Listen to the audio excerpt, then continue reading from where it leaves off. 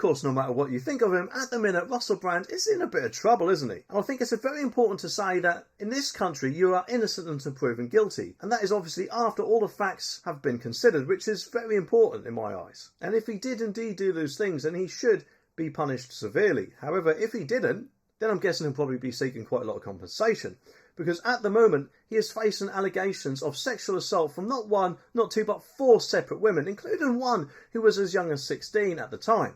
Now, one of these accusers claims that a BBC cast chauffeured her to meet the star himself. If you have that right, the BBC, in all of its wisdom, apparently played chauffeur for a rendezvous with Russell Brand. Yes, I mean, who needs Uber when you've got the BBC, eh? Now, of course, I'm not suggesting the BBC should ever outrightly accused him of anything. However, they should have really asked some important questions here. Like, I don't know, why he may have wanted the schoolgirl being brought back to his house, for instance. You know, if this is true. The accuser apparently also suggests that he built up a massive following because he knew that one day allegations like this would come knocking at his digital door. I guess, he must have some sort of mystic Meg fortune-telling crystal ball. And if anything, in my opinion, it's kind of like saying he's the Nostradamus of the Twitterverse, foreseeing the storm of controversy and decided to amass an army of online supporters in advance. I mean, move over Nostradamus. There's a new prophet in town and he's got a YouTube channel apparently. So if anything, I think that claim about him building up a big follower base is a bit silly in my eyes, although I'm not saying all of our allegations are. Every single one of them needs to be investigated.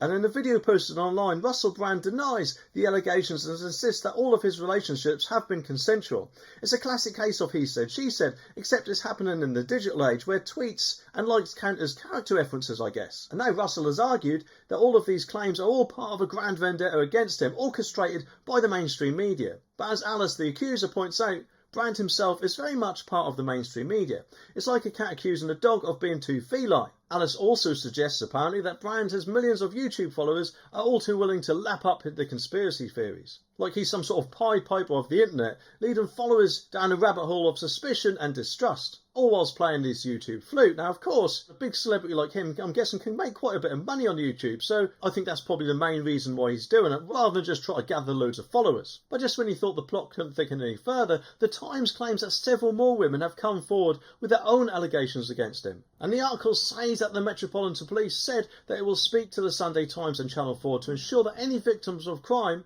who they have spoken with are aware of how they may report any criminal allegations to police. Meanwhile, questions are now being asked about whether TV chiefs were even aware of any concerns about Brand's behaviour whilst working of their programmes. Commons Culture, Media and Sport Committee Chairwoman Dame Caroline Dinage said MPs would be closely monitoring the response to the allegations against Brand, with Foreign Secretary James Cleverly, speaking on the BBC on Sunday, suggested there were wider questions for the entertainment industry to answer. Well, to be honest, if the BBC did chauffeur girls to his house, then they have got some questions to answer, haven't they? But they might also have something else to worry about, especially if this video is anything to go by, because it may actually stop people from watching them. And then who knows, the TV licence itself could be at fate. Oh dear, what a shame, eh? As for Russell, though, time will tell. And I think it's very important that all the facts are established before, I don't know, tarring him with the same brush as Jimmy Savile or whoever else.